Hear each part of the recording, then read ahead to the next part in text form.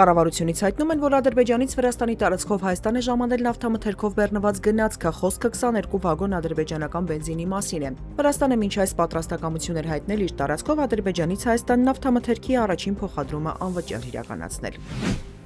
Ադրբեջանում Կարմիր խաչի միջազգային կոմիտեի փակումից հետո Արցախի նախկին պետնախարար Ռուբեն Վարդանյանին դեռևս թույլ տալիս են շաբաթը 1, երբեմն 2 անգամ 10 րոպեով զանգահարել ընտանիքի անդամներին։ Մեդիամաքսին տված հարցազրույցում Վարդանյանի կինը Վերոնիկա Զոնաբենդը սակայն ասել է, ոչ ինքը, ոչ էլ ընտանիքի մյուս անդամները իրական տեղեկություն չունեն նրա առողջական վիճակի մասին։ Այդ մասին կարող են դատել միայն նրա ձայնից ելնելով։ Նա նաև տեղեկացրել է, որ այս ամբողջ ընթացքում բացառությամբ մի քանի շաբաթների Ռուբեն Վարդանյանը պահվել է մենախցում, գրեթե ամբողջությամբ մեկուսացված է, ինտերնետից օգտվելու հնարավորություն չունի։ Վերոնիկա Զոնաբենդն ասել է, որ Ադրբեջանից Կարմիր խաչի հեռանալուց հետո իրենք զրկվել են Վարդանյանի համար կարճ տեսաուղերձներ ձայնագրելու հնարավորությունից։ Մայրաթորի տեղեկատվական համակարգի տնօրեն Տեր Եսայի Քահանա Արթենյանը Factor TV-ին տեղեկացրել է, որ խորհրդի կազմից դուրս են եկել Մասյացոտն թեմի առաջնորդ Գևորգ եպիսկոպոս Սարոյանը, Վայոց ձորի թեմի առաջնորդ Աբրահամ արքեպիսկոպոս Մկրտչյանը եւ Բալթյան երկրների թեմի առաջնորդ Վազգեն արքեպիսկոպոս Միրզախանյանը։ Նրանց գերագույն հոգեվոր խորհրդում փոխարինում են Հայկազուն արքեպիսկոպոս Նաջարյանը, Սյունիքի թեմի առաջնորդ Մակար արքեպիսկոպոս Հակոբյանը եւ Վիրահայոց թեմի առաջնորդ Կիրակոս եպիսկոպոս Դավթյանը։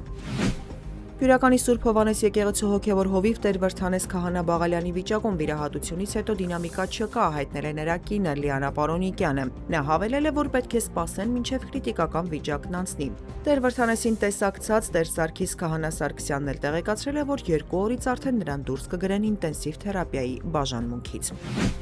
Ուկրաինան եւ Ռուսաստանը զոհվածների դիերի հերթական փոխանակումն են իրականացրել, հայտնել են Ուկրաինայի ռազմագերիների հարցերով համակարգող շտաբը եւ Ռուսաստանի նախագահի օգնական Վլադիմիր Մեդինսկին։ Հաղորդվում է, որ Ուկրաինային է վերադարձվել զոհվածների 1003 մարմին, Ռուսաստանին 26-ը։ Ըստ Պուտինի օգնականի փոխանակումը տեղի է ունեցել Ստամբուլյան պայմանավորվածությունների շրջանակում։ Զոհվածների մարմինների նախորդ փոխանակումը տեղի էր ունեցել անցյալ ամիս։ Ռուսաստանի նախագահ Վլադիմիր Պուտինը ռուս-ուկրաինական հակամարտությունն լուծելու նպատակով փոխզիջումների գնալու Մոսկվայի համաձայնության մասին հայտարարել է Ալյասկայում կայացած ռուս-ամերիկյան գագաթնաժողովի ընթացքում։ Պուտինը հայտարարել է, որ Մոսկվայում նախնական հանդիպումների ժամանակ ռուսական կողմին դիմել են որոշակի փոխզիջումների գնալու խնդրանքով, ժամանելով անկորիչ. «Ես ասացի, որ մեզ համար դրանք հեշտ լուծումներ չեն լինի, բայց մենք մեզ առաջարկող փոխզիջումներին համաձայն ենք», ասել է Պուտինը, հավելելով, թե հիմա գնդակը դիմախոսների դաշտում է ամենից առաջ Կիևի վարչակազմի ղեկավարների եւ նրանց եվրոպացի հովանավորների։